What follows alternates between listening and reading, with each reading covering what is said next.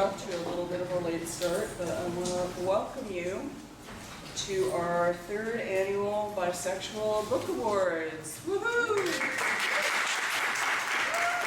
So the Bi Writers Association was formed in 2006 when we were trying to lobby the Lammy Awards to get a bisexual book category, because there had not been one for 18 years. And we thought it was about time to make that happen. So I formed the Bi Writers Association. We did lobby them. We were successful. And that was the first year that there was a bisexual book category. And since then, I've worked very hard to increase that to 2 bisexual book categories, so that because we found as judges that it was so difficult to try to judge fiction against nonfiction. It was almost impossible. So I worked very hard to get enough books nominated that there could be 2 categories. So, but there came a time when it seemed like we really needed to have our own awards, where we could have as many categories as we wanted, using our own rules and not somebody else's rules. And as a result, this is our 3rd year, and we now have 72 books nominated and 10 book categories.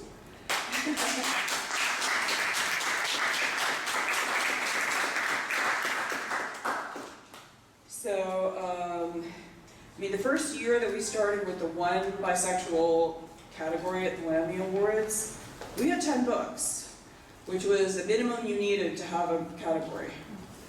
So, and so we have now flourished, you know, with our awards, it's kind of an if you build it, they will come situation.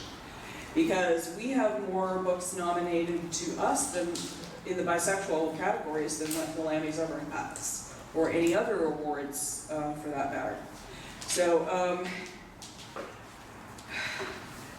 for us, that's very exciting. There's a few other things we do.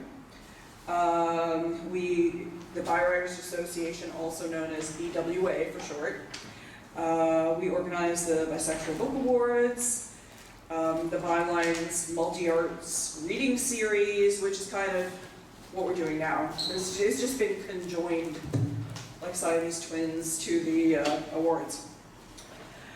So, and the Bi Book Club, which is a monthly thing we do at the center. And I see some members of the club right here.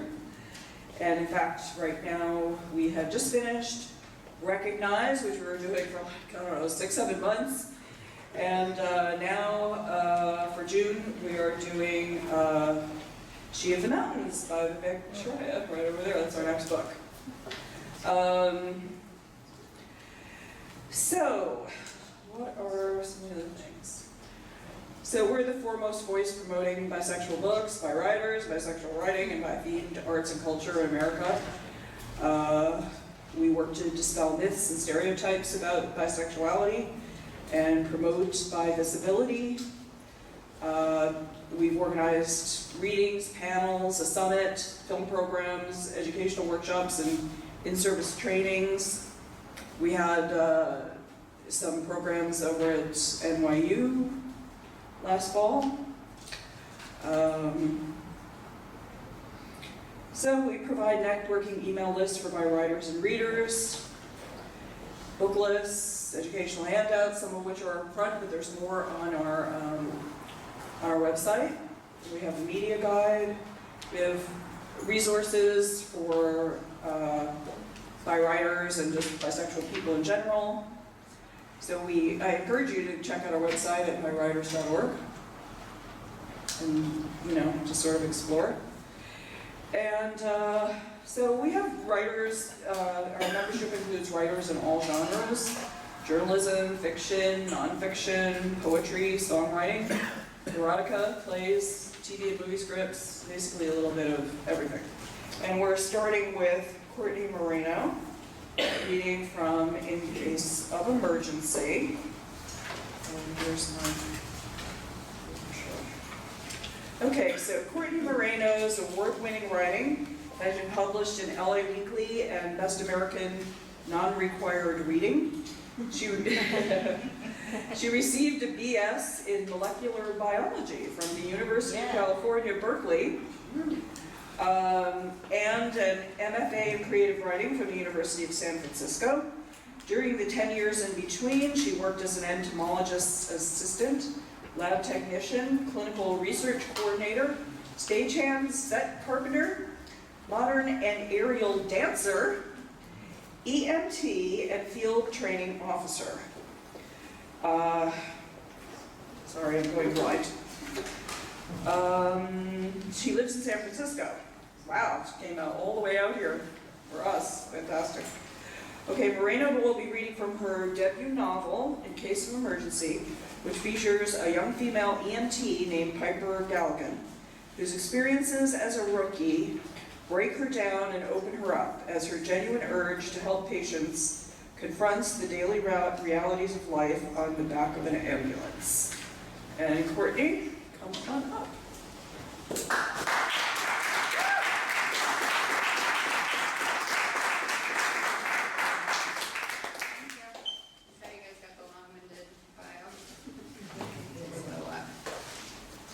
So I'm going to read a part. Piper, who's the EMT in the book, meets and starts to date this woman named Ayla, who's an Iraq War veteran. And in the beginning of the relationship, I think Piper's kind of struggling with, are these red flags that are popping up actually red flags, or is it just my abject terror of dating that is causing me to be nervous about this? So I'm going to read a scene in which the two of them go on a hike and get very lost and separated. Lately I've been watching a lot of nature shows, at work if it's slow, or late at night when I'm winding down. There are some species that don't just procreate, they mate for life. The albatross attends a breeding dance at every year, observing its elders, imitating the steps, posturing, and vocalizations, and after years of practice, finally woos the mate of its choosing and settles down. Great hornbills sing duets to assure compatibility, seahorses link tails and flutter side by side, and elephants wander off from the herd in pairs to taste trunks and wrap tusks. But I relate more to the horror stories of insects who eat their mates during or immediately after copulation. I keep thinking it's not too late to run away, and then I have to remind myself that if I never saw Ayla again, there are so many things I would miss. I've never found falling in love anything less than terrifying. People like to think that if you get hurt or lost, an EMT is the perfect person to be with. But if Ayla were hurt somewhere, she broke a bone or passed out or got attacked by a mountain lion, and assuming I was even able to find her, I'd be exactly useless. I don't have anything on my person, no phone, flashlight, much less a jump bag and meds. Although I guess I could make a tourniquet out of my shirt in a thick branch. After some futile searching, after calling Ayla's name a few times, I go back to the fallen tree and lie down. My back against the striations of the trunk, I look up at the redwood canopy. All the trees seem to lean in toward the radius of my vision. I remember hearing once that you're supposed to stay in one place when you get lost. She should have let me look at the map. She should have listened when I told her the hike seemed dangerous. At some point, I'll have to tell her that I've also dated guys, and it's entirely possible she will do what so many people have done. Assume I'm actually a closeted lesbian or a straight girl experimenting, and dump my ass immediately. Behold the praying mantis, bright green head balanced on her body like a teacup on a pin, leaf wings like coattails, devouring her mate after sex and starting with his head. Falling in love is so dumb. I'd rather be home in my bed eating a ham sandwich. She's lost. We're lost. What does it matter? I was sunk before our first date. I wanted to come to Monterey because coming here is the last happy family memory I have. But now Ayla and I are separated and lost, and the sun's going to set soon. And I'm starving, and cranky, and cold, and tired. And even if I found mushrooms or something to eat, they'd probably be poisonous. And for all I know, Ayla fell to the bottom of a ravine. Piper? I sit up so fast my ass slides against the groove bark. Damn. Are you having fun? Where did you get off to? She looked sheepish. It took me a moment to realize I'd lost you, and then when I tried to backtrack, there was no trail. Right. The map the inn gave us is in her hand. She shoves it into her pocket, climbs into the tree I'm sitting on, and walks back in the direction we came from. Hey, wait, I think I should lead the way back to the car. Not finished yet, we got more hiking to do.